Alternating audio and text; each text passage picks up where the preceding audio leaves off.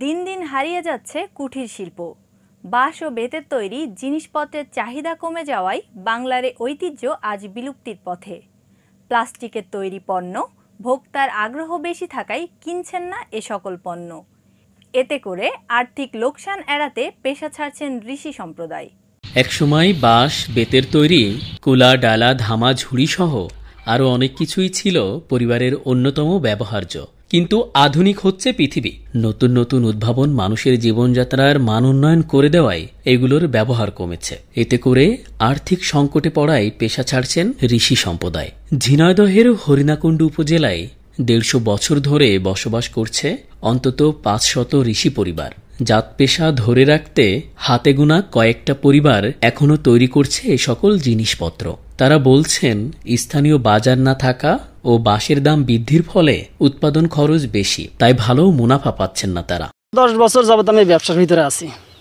ব্যবসাটা দিন দিন হারিয়ে যাচ্ছে। আসলে প্লাস্টিকের উন্নতির কারণে মানুষ দিন দিন প্লাস্টিকের উপর ঝুঁকে পড়ছে। আর যে বাঁশ বেতের যে ব্যবসাগুলো, এটার পর এখন মনে করেন চাহিদা দিন দিন কমে যাচ্ছে। এই কারণে আর কি আমাদের ব্যবসার কোনো মূল্যায়ন আসলে আমরা ঠিক মতন পাচ্ছি না। এইটা কেমন বিক্রি হবে? মনে করেন যে বাজারে নিয়ে গেলে এটা খুব জোর গেলে মনে করেন ৫০ থেকে ৬০ টাকা বিক্রি হয়। এইটা করে মনে করেন যে আসলে সংসার চালানো খুবই কষ্ট।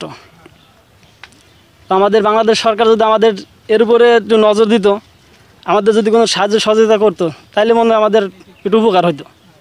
আমরা জন্মগত থেকে ছোটোবেলার থেকে আমরা এগুলো করছি, কিন্তু আগে একটু চলতো, এখন আর চলছে না। এখন ধরেন বাঁশ বেতির খুব দাম, বাঁশের দাম, এগুলো এখন খুব আমাকে একটু সমস্যা হচ্ছে।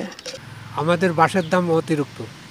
আমাদের যে কাজ করি বাইরে বিক্রি করে আমাকে পোষায় না, বুঝলেন, আমাদের জনের দাম বেরোয় না।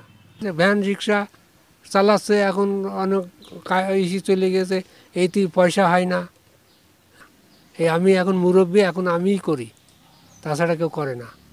কুটির শিল্প রক্ষায় প্রণোদনা সহ ঋষিদের সব ধরনের সহায়তা দেওয়ার কথা জানান এই ইউনিয়নের চেয়ারম্যান।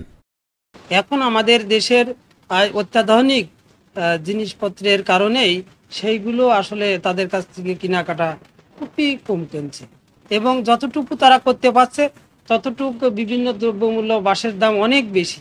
এই কারণে তাদের সঠিকভাবে তাদের যে মজুরি, এই মজুরি তারা পাচ্ছে না।